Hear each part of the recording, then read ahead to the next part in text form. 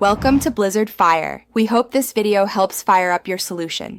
In this video, I will explain how to drift an RC Porsche 911. First, select an appropriate chassis, either rear-wheel drive or all-wheel drive, as both can be set up for drifting. Next, equip your RC Porsche with specialized drift tires, which are usually hard plastic compounds designed to reduce traction. Then, fine-tune your suspension by lowering the ride height and stiffening the springs for better control during slides. Finally, make sure your battery is fully charged, providing about 20 to 30 minutes of exhilarating drift time. Now, let's talk about your controller and technique. Adjust your steering dual rate to approximately 70 to 80%. This gives you more precise control over your steering inputs. Focus on smooth, consistent throttle application to keep the rear wheels spinning without losing too much speed.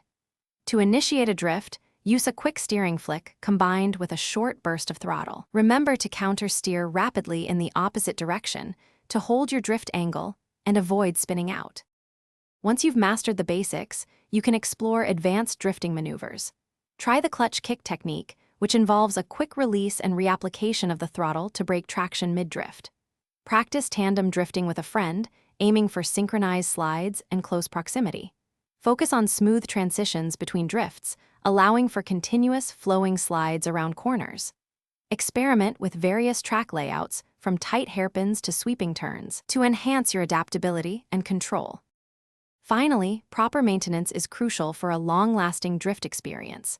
Regularly clean your RC Porsche 911 chassis, removing any dust or debris that can affect performance. Inspect your drift tires for wear. Replace them when they become too smooth, typically after about 10 to 15 hours of use. Before each session, ensure all screws and connections are tight to prevent parts from loosening.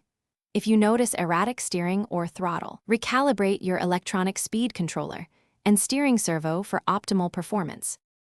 Thanks for watching. If you found this helpful, don't forget to like and subscribe.